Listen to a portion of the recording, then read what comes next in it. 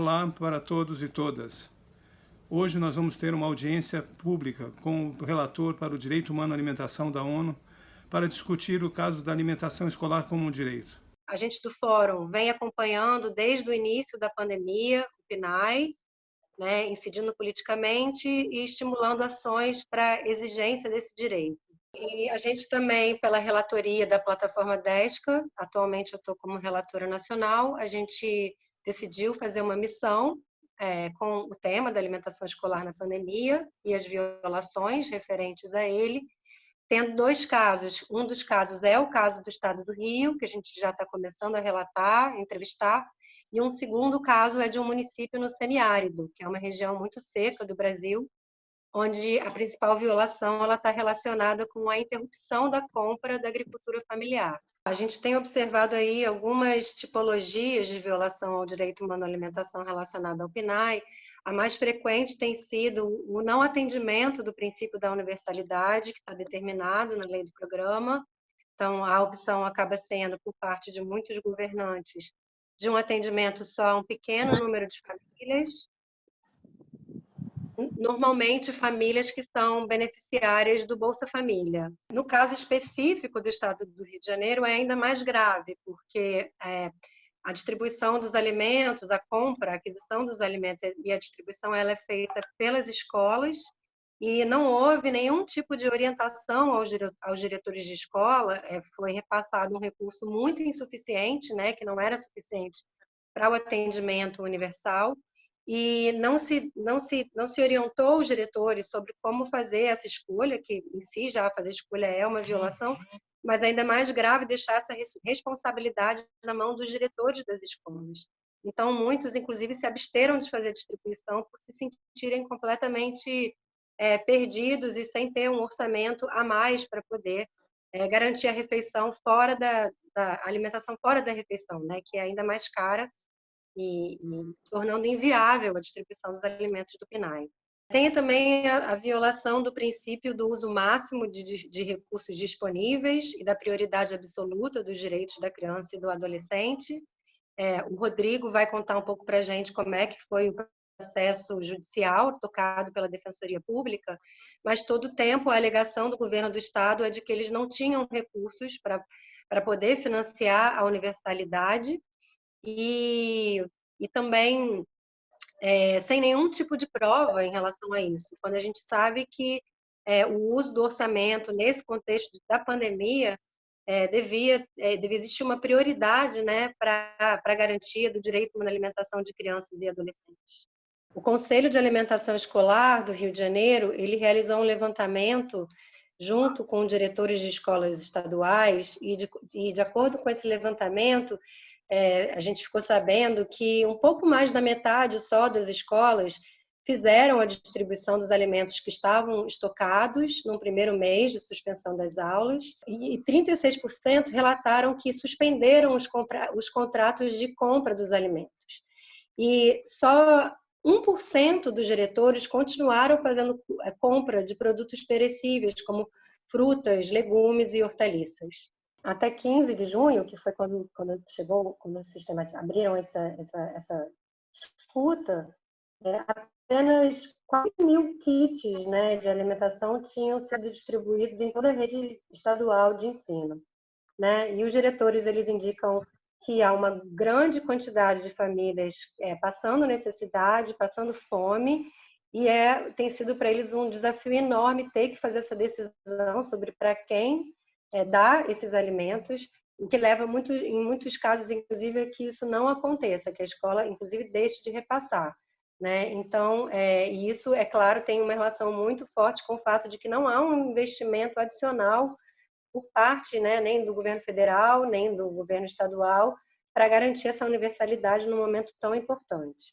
Bom, eu não vou me alongar mais, eu acho que é muito importante a gente ouvir o Rodrigo falar sobre também o que foi o processo judicial, que chegou até a terceira instância, e, sobretudo, ouvir a Joyce e ouvir a Jussiane, né, que estão na ponta, que são mães, a Jussiane é mãe de aluno, a Joyce é estudante, elas que estão vivendo essa situação, não só na vida delas, da família delas, mas também as pessoas que cercam, então elas vão poder contar um pouquinho mais para a gente o que isso tem significado.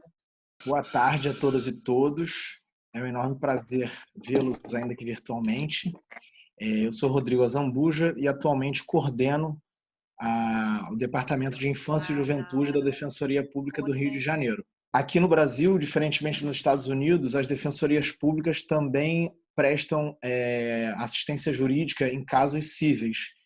E nós temos legitimidade para propor ações civis públicas, as class actions aí dos Estados Unidos. E nesse papel que a gente iniciou a defesa do direito à alimentação dos estudantes. Com essa legitimidade, nós encaminhamos um pedido a todos os 92 municípios e ao Estado do Rio de Janeiro que continuassem distribuindo merenda escolar aos seus alunos nesse período de pandemia em que foi necessário o fechamento das escolas.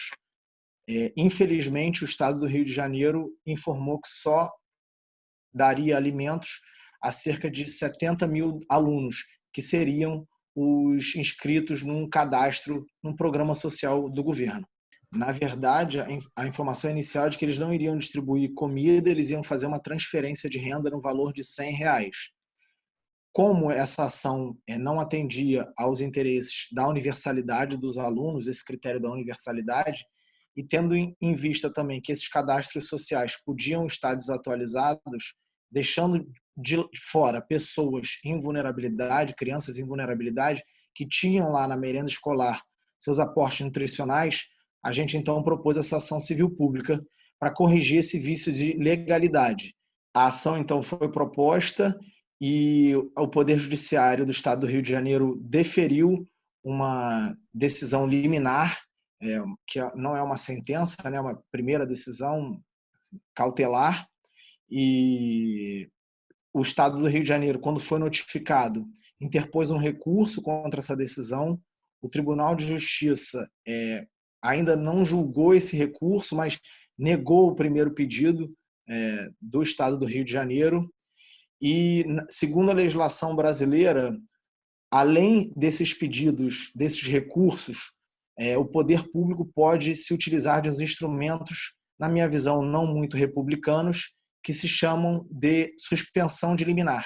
Então, esses pedidos foram formulados aqui na Justiça Estadual e todos foram negados.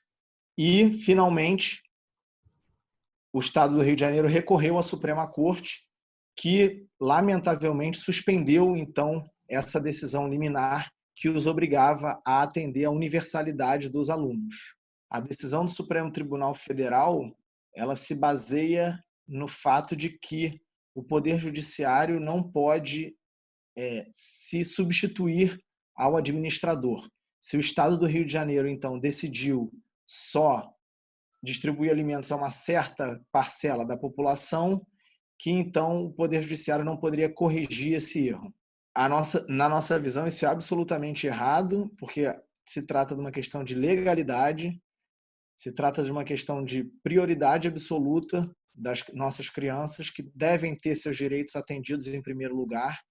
E a gente conseguiu demonstrar que, inclusive no período da pandemia, houve uma autorização do Parlamento Estadual para a utilização de recursos de impostos para entregar esses kits merenda aos estudantes, preocupados então com o desenvolvimento deles e o que a merenda escolar significa na vida das nossas crianças.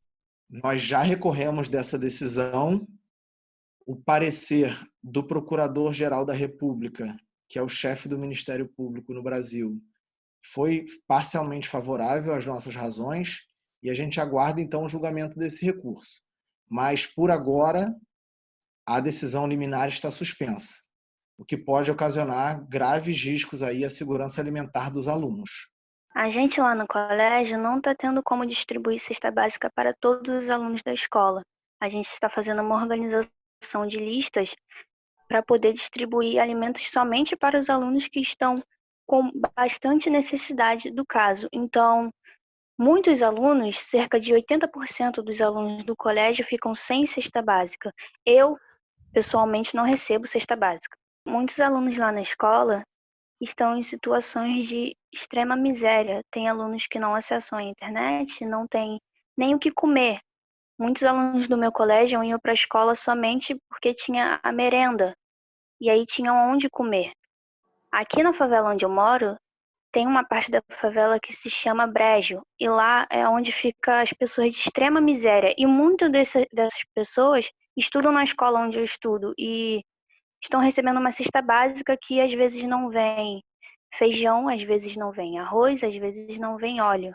A gente começou a receber cesta básica lá no colégio em agosto e já estão ocorrendo reuniões para informar a gente que não vai ter essa ajuda até o final do ano, ou seja, em novembro ou até agora meados de outubro, pode ser que a gente não tenha mais como receber cesta básica e nem nenhuma ajuda em questão de alimentação. Eu fico muito preocupada porque é uma situação muito difícil, porque a gente está no meio de uma pandemia e já é muito desmotivador você não ter internet em casa. Então, além de você não ter internet e não ter comida, é uma situação de extremo desespero. A situação do meu colégio, a situação em que eu vivo em si, a realidade é essa. Quero pedir muito obrigado pela oportunidade de estar aqui, poder falar, poder mostrar para vocês a realidade em que vivo. E quero fechar com isso. Joyce, nós estamos garantindo o seu direito, não é a favor, não. É um direito de você falar e nós deveríamos ter espaço para todo mundo falar, na realidade. Boa tarde a todos. Sou Gisele Gomes, fundadora do Grupo Passeata das Mães. Eu fico até muito emocionada com o relato da Joyce, porque eu sou mãe de 4 filhos que estudam no município, né? E o engajamento nessa luta começou exatamente por isso, né? Por ver a necessidade das pessoas. Eu já faço uma ajuda voluntária com amigos, só que com a pandemia ela se estendeu muito, né? As necessidades, elas chegavam assim absurdamente e eu não sabia mais como ajudá-las. Foi quando eu criei o Grupo Passeata exatamente para que eu motivasse essas mães a ir atrás dos seus direitos. Então, assim, que realmente me deixa muito emocionada, né? Porque hoje o grupo tem milhares de mães, né? Que eu acompanho, milhares de mães em todo o município do Rio de Janeiro, e a gente vê a necessidade, né? A necessidade gritante. E quando eu tô meio à frente para fazer essa liderança, para que a gente buscasse o direito dos nossos filhos, eu ouvia muito que a prefeitura, os governantes, não tinham essa obrigação de assistir essas crianças em casa. E o mais chocante nisso tudo é que, além de termos representantes, né, e também a gente questionar que a gente estava no ano letivo e que a gente também não imaginava que a gente passaria por essa pandemia, e a gente pedir ajuda e a gente ser ridicularizada. Assim, eu, como mãe, eu represento um grupo de mães que foram muito ridicularizadas. Então, quando eu comecei a solicitar essa ajuda para essas mães, para ampliar, né, dentro mesmo da prefeitura, porque eu atendi essas mães do município, eu vi muito de pessoas lá de dentro, pessoas que faziam parte da secretaria, da própria Secretaria de Educação, que o prefeito não tinha obrigação de sustentar nossos filhos, como se a gente estivesse pedindo para que ele sustentasse os nossos filhos, né? E falavam que vocês não trabalham, não foram vocês que fizeram os filhos. Então, eram frases desse tipo, né, para desmotivar essas mães de estar buscando os seus direitos. Só que essas mães, elas trabalhavam sim, muitas, né? No meu caso, eu sou artesã. O momento em que eu colocava meus filhos na escola, na creche, era o momento que eu fazia meu trabalho de artesanato, era o momento que eu podia fazer uma entrega. Então, assim, eles não estavam lidando né, com dito popular, como eles falavam, com mães desocupadas que estavam ali querendo benefício fácil. A gente estava pedindo ajuda porque as crianças em casa, a gente não tinha mais como articular essa parte de trabalho, e as pessoas, assim, as mães que eu estava lidando no meu grupo, estava realmente em extrema miséria. E mesmo assim não foi fácil, porque a gente tinha promessa, né? Eram várias promessas, eram várias datas que eles nos davam, aguçando a nossa esperança, e nada era cumprido. Assim como o Rodrigo citou, né? Primeiro foi para poder beneficiar as pessoas que receberam Bolsa Família, e que mesmo assim nem todos os beneficiários do Bolsa Família conseguiam esse benefício de R$ 100. Eles, né, resolveram nos dar uma cesta básica, falaram que viria com os valores nutricionais para uma criança. Questionamos bastante isso, porque a cesta básica, além de vir a quantidade muito pouca, não tinha nada que nos convencesse que os valores nutricionais para uma criança estavam ali, né, naquela cesta. Então, eles optaram, né, depois de toda essa situação dos cartões de R$ 100, que muitas famílias não receberam, até mesmo quem estavam inscrito no Bolsa Família não recebeu, e depois de muita luta, muito questionamento, eles resolveram dar uma cesta básica para todos os alunos. Essa foi a promessa inicial do nosso gestor do município.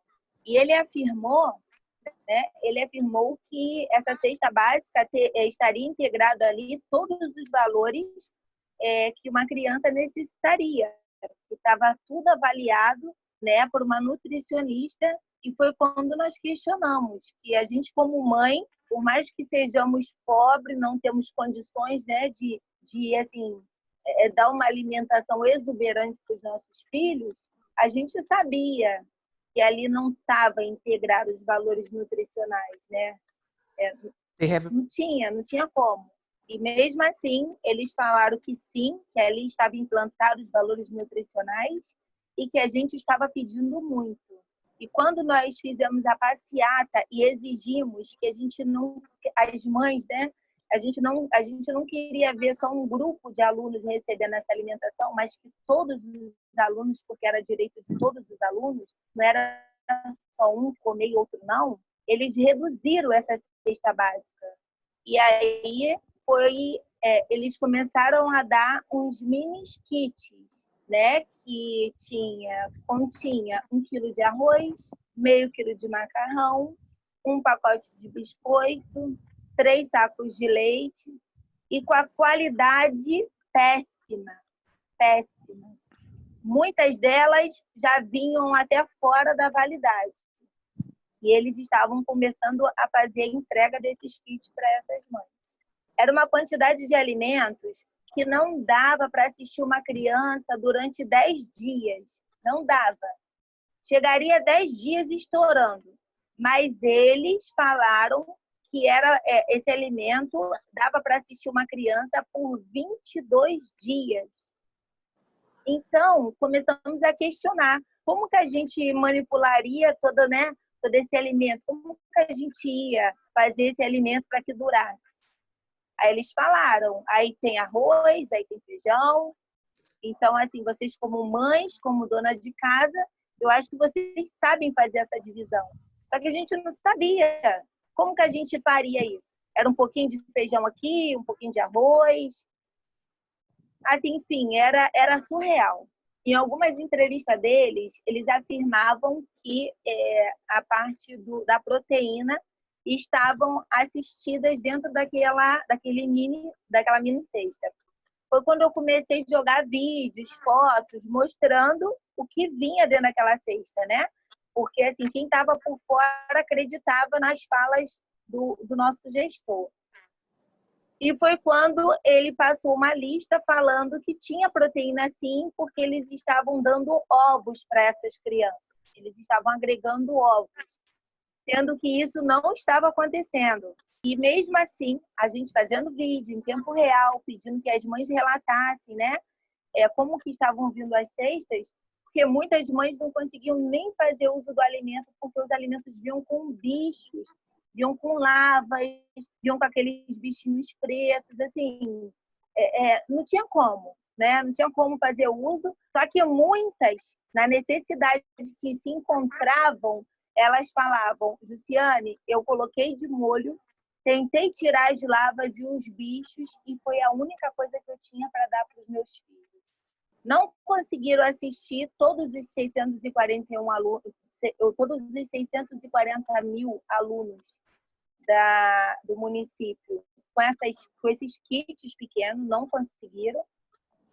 E para piorar, quando nós questionamos as levas que estavam chegando de cesta básica e o que eles fizeram, né? Se eram tantas cestas básicas e mesmo assim tinham mães relatando que não receberam essas cestas, eles começaram a liberar agora, né, essa semana, alguns kits para essas mães. E hoje eu já recebi uma denúncia de uma mãe que essas cestas estão com os alimentos todos podres, porque eles armazenaram essas cestas e como nós começamos a questionar por que essas mães não receberam a cesta, eles soltaram, não sei aonde estava essa cesta básica, né? Não sei qual era a intenção deles, mas enfim, no meio dessa situação que a gente está passando de fome, eles ainda fizeram essa injustiça de prender cesta, né? E agora está soltando só porque estamos denunciando, né? A todo vapor, mas enfim, as cestas estão vindo podres. E quando nós fomos ouvidos, né, pela Defensoria, que a gente teve todo esse apoio da Defensoria, das mídias, o Ministério Público, e que a gente se sentiu muito vitoriosa em saber que todas essas 640 mil alunos receberiam pelo menos os seus cartões, por mais que fosse pouco, mas daria a liberdade da mãe comprar uma proteína, comprar uma verdura, uma fruta, né, um leite para essas crianças. Mesmo assim, quando essas mães foram recebendo, e eu fui ouvindo alguns relatos, esse valor, por menor que fosse, né, por menor que eles tivessem dado, nos garantido, mesmo assim, ainda estava vindo cartões com uma recarga de R$ 44, sendo que o valor foi fixado em R$ 54,25. E essas mães, quando iam passar para ver o extrato, estava R$ 44, R$ 47, R$ 42, R$ 52, R$ 50. Então, assim, além de toda essa situação, onde nós ficamos felizes, né, que essas mães, poxa, pelo menos foi uma luta que nós ganhamos, a gente ainda sofreu com essas situações dos cartões virem com os valores bem abaixo do que foi combinado. E meio a tudo isso, o que eu passo para essas mães é que a gente vai continuar lutando, né?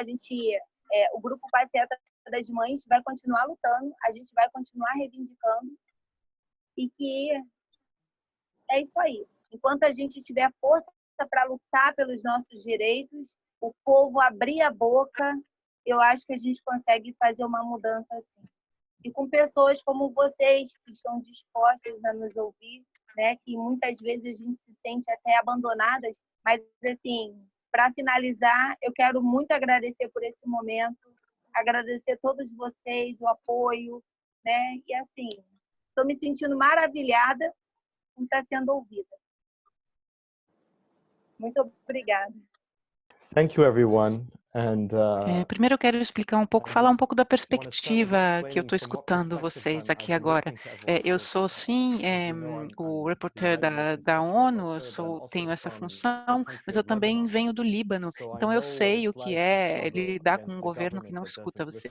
Também queria agradecer especialmente a fala da Joyce e da Jussiane, porque de compartilhar o que vocês estão vivendo, porque não basta estar passando pelas coisas que a gente está passando, ainda ter que compartilhar isso com uma pessoa que você acabou de conhecer é bastante difícil. Então, eu queria manifestar a minha gratidão por isso. E eu li bastante, li sobre o caso, me informei, fiz todo esse trabalho de base de informação e ouvi com muita atenção todas as falas que foram feitas aqui. Então, eu vou devolver para vocês a impressão que eu tenho, e primeiro, com relação ao governo brasileiro, o que eu percebo é que todos os níveis de governo estão falhando na sua obrigação de atender às necessidades de alimentação das crianças. Vou terminar com algumas recomendações. O Programa Nacional de Alimentação Escolar Brasileiro, o PNAE, até esse momento da pandemia, é considerado um modelo internacional. Países ao redor do mundo olham para o modelo de alimentação escolar brasileira como um exemplo de como oferecer alimentação nas escolas. É claro que o momento da pandemia ele tem sido desafiador para todo mundo, em todos os lugares. É um momento difícil. O que eu não entendo é porque o governo brasileiro toma a decisão de desinvestir num programa de alimentação escolar justamente quando é o momento em que as crianças mais precisam dele. A visão mais importante é que as escolas não são apenas lugares de educação. As escolas são instituições de cuidado, as escolas são as instituições através das quais as comunidades, comunitariamente, nós cuidamos das nossas crianças. E assim, com esse desinvestimento, o Brasil se torna um país que sistematicamente viola o direito à alimentação das crianças. Eu sei que a Débora vai falar depois de mim, inclusive passar pela história do Supremo Tribunal Federal, mas eu queria trazer alguns pontos. E a primeira coisa que eu queria falar é sobre a relação entre o direito à alimentação e os orçamentos dos estados.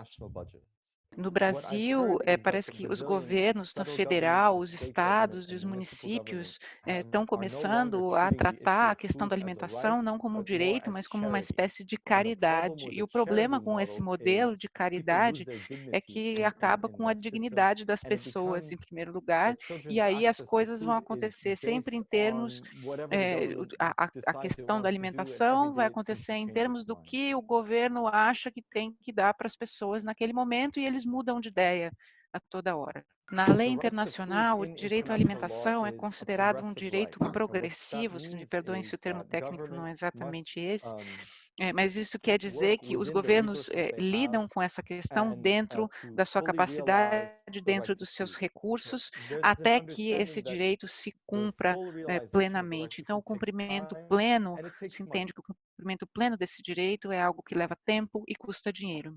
Ao mesmo tempo, quando o Brasil traz para dentro da sua Constituição o direito à alimentação e participa, assina tratados internacionais sobre alimentação, teria assumido esse compromisso, então, de um direito progressivo, no sentido de que é algo que a gente vai, segue adiante, que se amplia, e não que retrocede, né?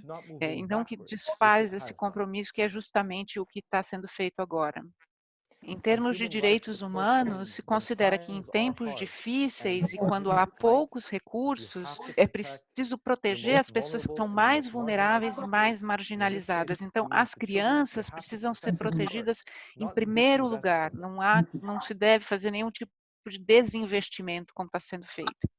E ouvindo todo mundo aqui hoje, ficam nítidos para mim dois princípios de por que é tão importante o princípio de universalidade. Para garantir que o sistema escolar seja um sistema de distribuição e de garantia de alimentação.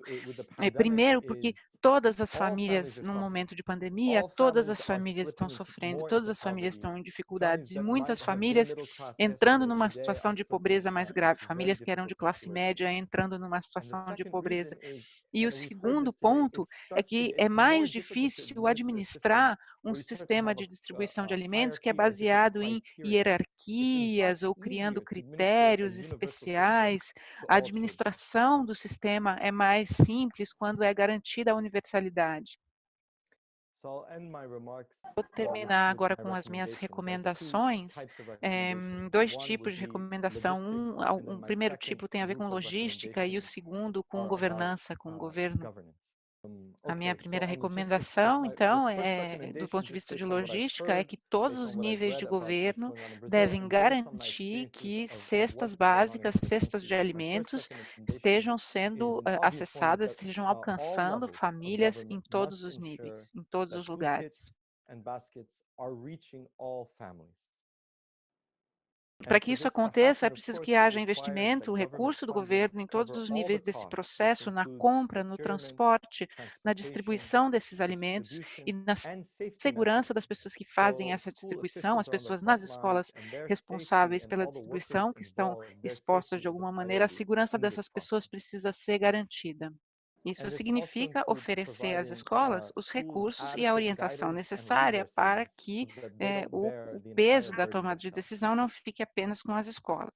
A segunda recomendação é que, do ponto de vista logístico, é que o conteúdo desses kits precisa incluir alimentos frescos e saudáveis de acordo com as regras, as normas alimentares brasileiras. Isso porque o direito à alimentação fala de alimentação adequada, saudável e suficiente, e essa questão também envolve a dignidade das famílias. As pessoas não só perdem a saúde, como perdem a dignidade, se isso não é garantido.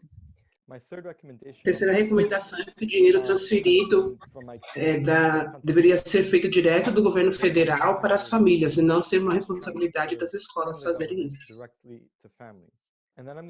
Eu vou falar três sugestões e recomendações em relação ao tema de governança.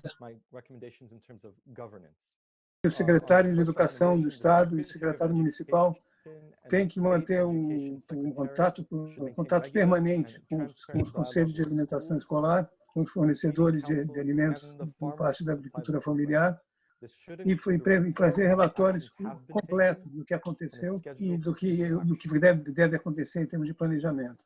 Então, a segunda recomendação é com relação aos conselhos de alimentação das escolas, porque mesmo depois da pandemia, os conselhos de alimentação das escolas, eles eram considerados aqui no Brasil um grande modelo e o coração de todo o sistema, né? Então, a recomendação dele é que todos os níveis de governo garantam que eles tenham todas as informações e todos os recursos que eles necessitam para poder cumprir seu trabalho. Adequate resources and the right information they need to do their job.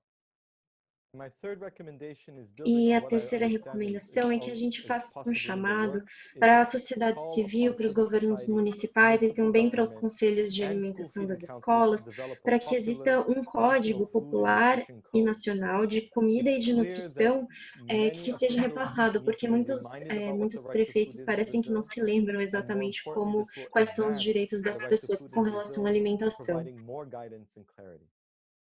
A conclusão dele, ele disse que é uma mensagem para o governo brasileiro, de que ele entende que tudo isso leva muito tempo, que leva muito dinheiro, leva muita energia, mas que o governo não deveria ver isso como um gasto, e sim como um investimento.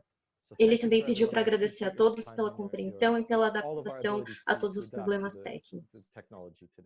Eu estava muito ansiosa porque é uma das decisões mais absurdas que eu vi, enfim, na história do Supremo Tribunal Federal. Vou explicar por quê.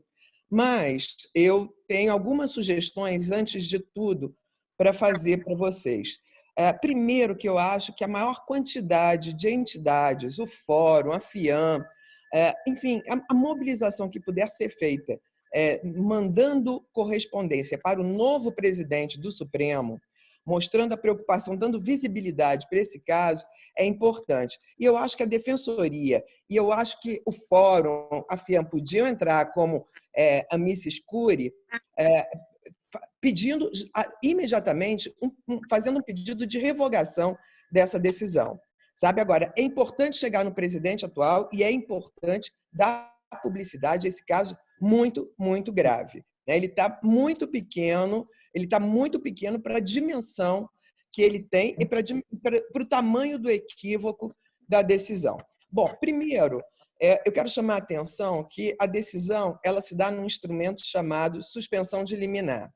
vários movimentos sociais, e aí eu falo dos indígenas, dos atingidos por barragem, já denunciaram, tanto no sistema ONU como no sistema interamericano, esse instrumento como um resíduo da ditadura dos mais perversos. Porque tem uma ação judicial, o juiz ouve as duas partes, e aí, de repente, a União chega num presidente de tribunal e esse presidente decide sozinho, sem consultar ninguém, impedindo a realização de direitos. Geralmente, ela acontecia muito nas questões dos grandes empreendimentos. Quando o governo queria alguma coisa, ia para um presidente de tribunal e ele liberava a realização do empreendimento sem consulta às populações afetadas. Enfim, é um resíduo da ditadura que precisa ser denunciado, porque ele já vem sendo denunciado pelos movimentos populares. A decisão ela é absurda, porque ela sugere que as escolhas feitas pelos gestores em relação à alocação de recursos, elas não são passíveis de escrutínio judicial. Isso é um absurdo, porque isso era alguma coisa que, antes de 88, até podia ter algum sentido. Na atualidade, não há política pública, não há ato público que não esteja limitado pelos direitos fundamentais. O limite de qualquer atuação pública é o respeito aos direitos fundamentais. É uma Constituição centralizada em direitos. E todos os atos do poder público, eles passam pelo judiciário se eles impactam direitos. Eu fui no portal do Supremo, só para ter uma noção, no primeiro semestre, o Supremo Tribunal Federal ele proferiu 3.842 decisões sobre a pandemia, só no primeiro semestre. Em relação, determinando, por exemplo, a alocação de recursos a essa decisão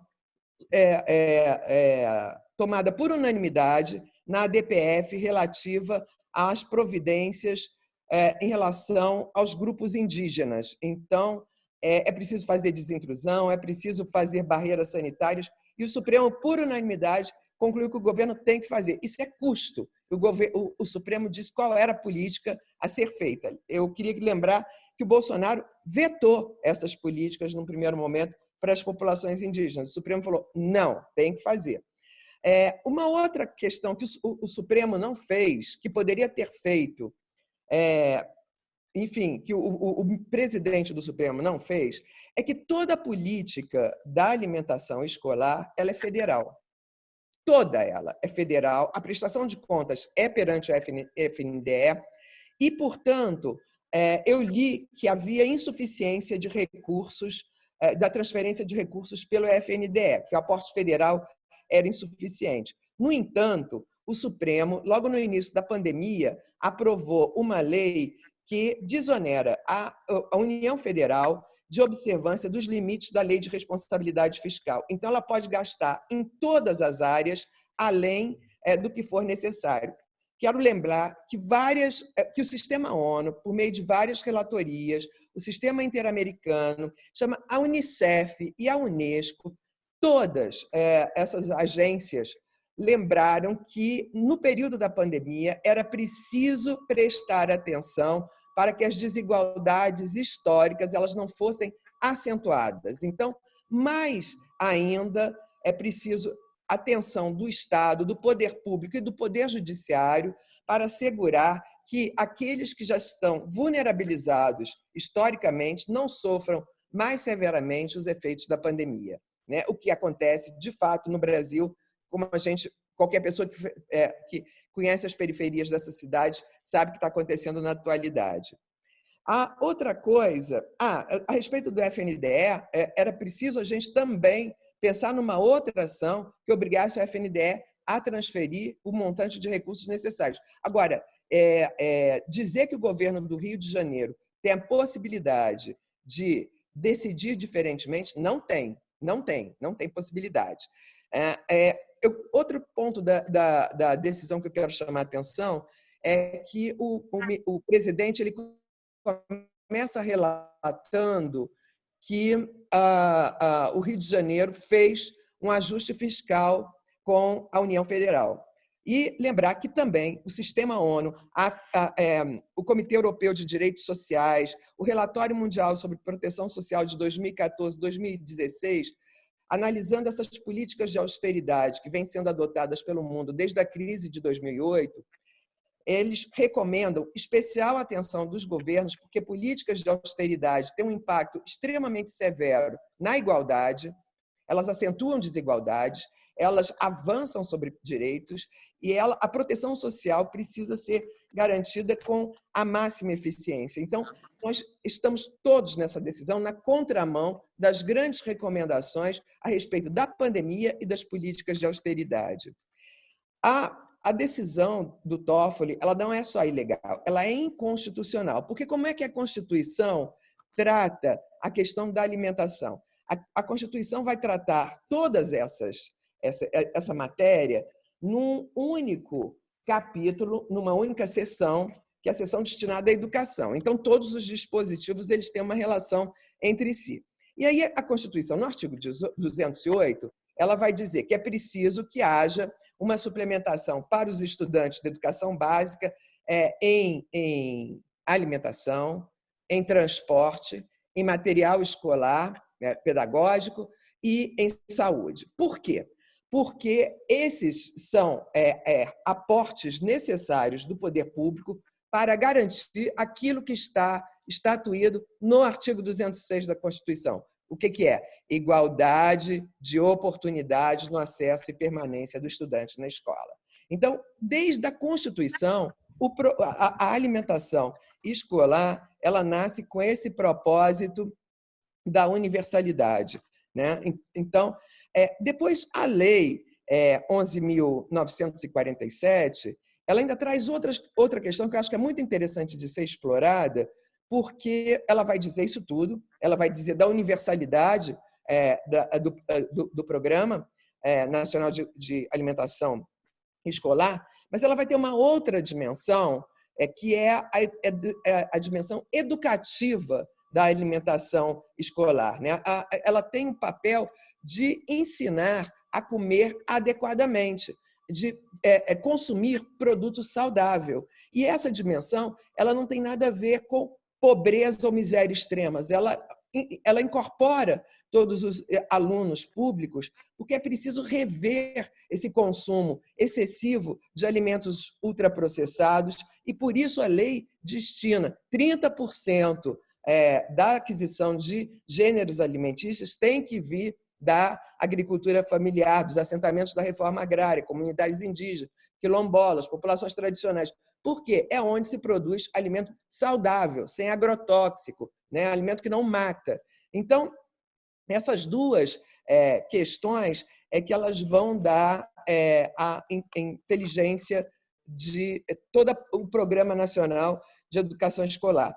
Lembrando também que a lei que trata do Programa Nacional de Alimentação Escolar em período de pandemia, é a Lei 13.987, ela determinou a entrega da alimentação aos pais ou representantes legais dos alunos. Ela não falou que que os governos estaduais poderiam decidir que era só para quem recebe Bolsa Família ou para quem está numa faixa de renda X. Não, ela determinou que é para todo mundo, né?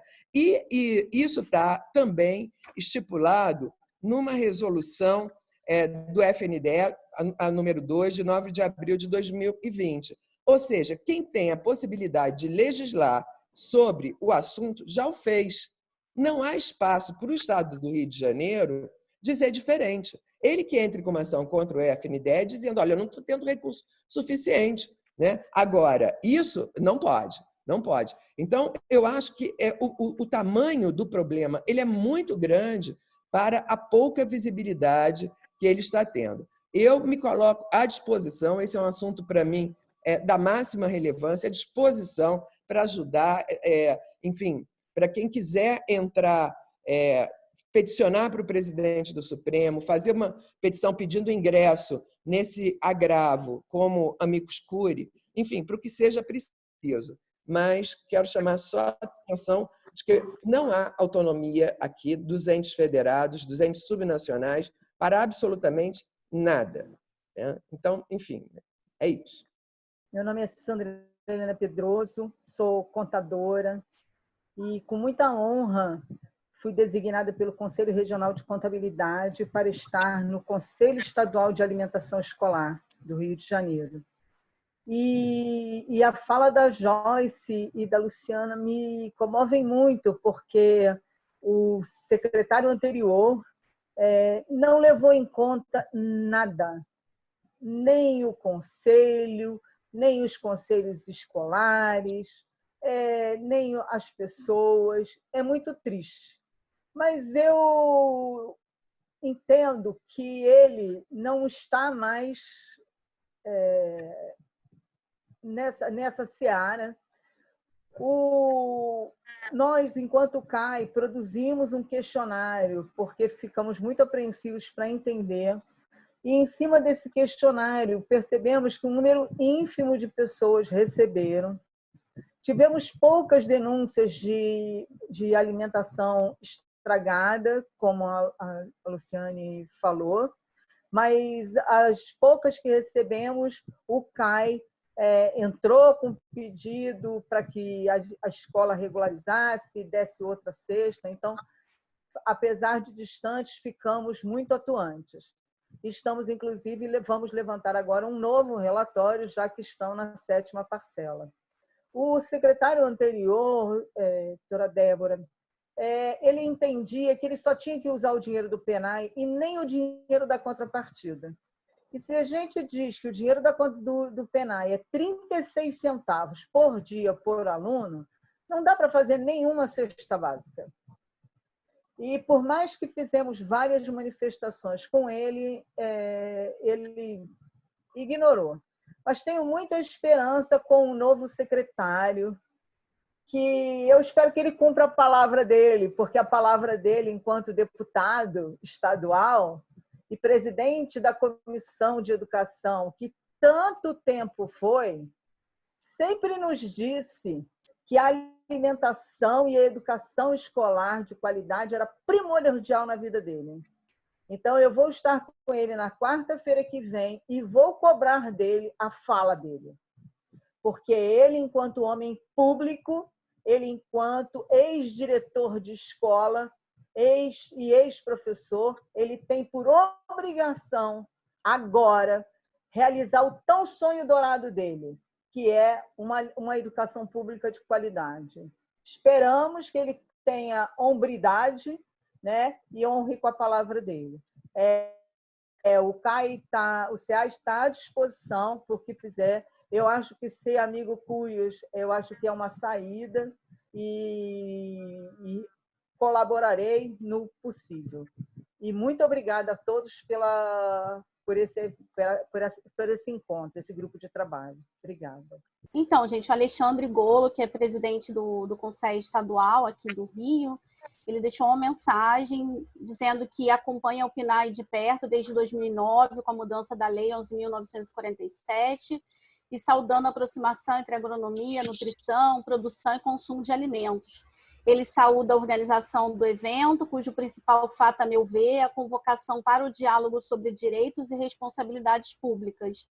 Cidadania não é um favor concedido que possa ser retirado por nenhum ato despótico. O Conselho Rio seguirá mediando e pautando os interesses da sociedade civil junto ao governo do Estado, né? Um grande abraço para todos e todas e continuamos nós vamos marcar uma reunião do GT de jurídico para dar continuidade ao trabalho, inclusive para dar visibilidade às recomendações do relator. Um grande abraço a todos e todas e continuamos na luta, gente. Tchau. Bom fim de noite.